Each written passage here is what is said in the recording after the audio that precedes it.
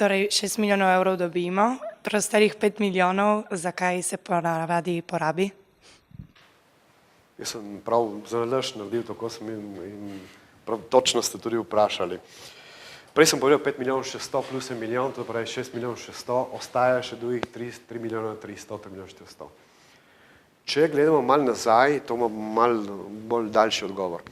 Če gledamo malo nazaj, nekoč zakon 38 je predvideval sektorizirane prispevke, v smislu, da 5 milijonov 500 je šlo kulturnim ustanovam, 500 tisoč, ki gre pokrajini Videm, to je za ekonomski razvoj teritorija, 500 tisoč. 2 milijona nekaj je šlo pa tukaj javnim ustanovam, to se pravi pokrajina, občina in tako dalje, dežela in to. Kaj se je zgodilo pred 2 leti? Tukaj, hvalevredno, tukaj smo z dve krovni in skupaj z poslanko Tamaro Blažino spremenili zakon 38, to pravi, da ni več, ponavljam še enkrat, ni več kot je sektorizirano, kot sem prej povedal, pač pa da deželna poslovna komisija, to se pravi dve krovni, ki sta 6 člani, ki so člani 6 članov v deželni poslovni komisiji, 3 politiki plus šolstvo, odločajo komu, kako dati denar. To se pravi, zato smo rekli, da 5 milijonov 500, potem smo dali ta milijon tistih s kriteriji, subjektivni in objektivni, ostalo pa smo trenutno nekaj dali za javne ustanove, malenkost. Zakaj smo dali malenkost? Ker ponovadi javne ustanove so tiste, ki so najmanj uporabljali denar.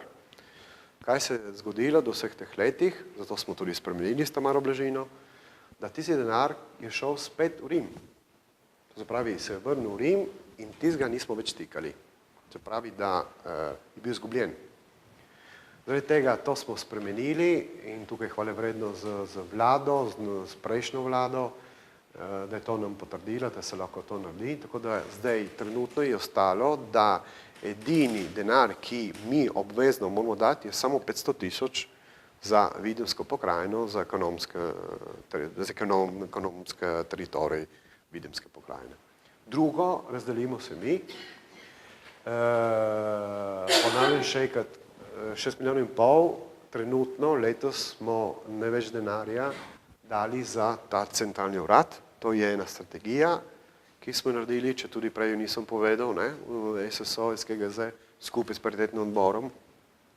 Ta centralni urad je tisti, ki nam bo vodil vse športele. Veste, da po zakonu imamo ene dvojezične športele, to se pravi, vi, veste, ne vem, Trbiž, imate tam okence za slovensko manjšino, se lahko tam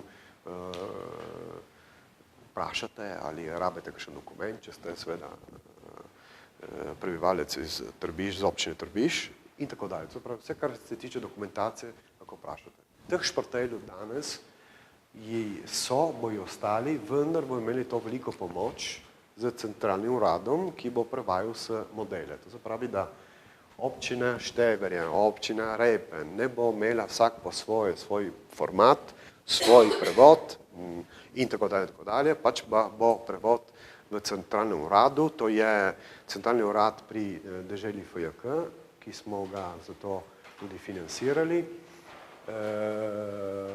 ki uporablja sistem za prevajalstvo kot v Bruslju, to se pravi, ne vem, če ste bliže v Bruslju, imajo sisteme take softverske, ki lahko veliko pomagajo, tako da bomo imeli tudi tam to in tako da se bodo vse občine posluževali tega in ne bojo imeli tiste problematike, ki jih imajo še danes. Pravi, da bo tudi lažje, da bojo vse tiste, lahko rekli, tudi zapisnike, ki jih nekatere občine ne prevajajo, ker veste dobro, da zakon 38 v deželi FJK predvideva 32 občin, ki imajo dvojezično poslovanje.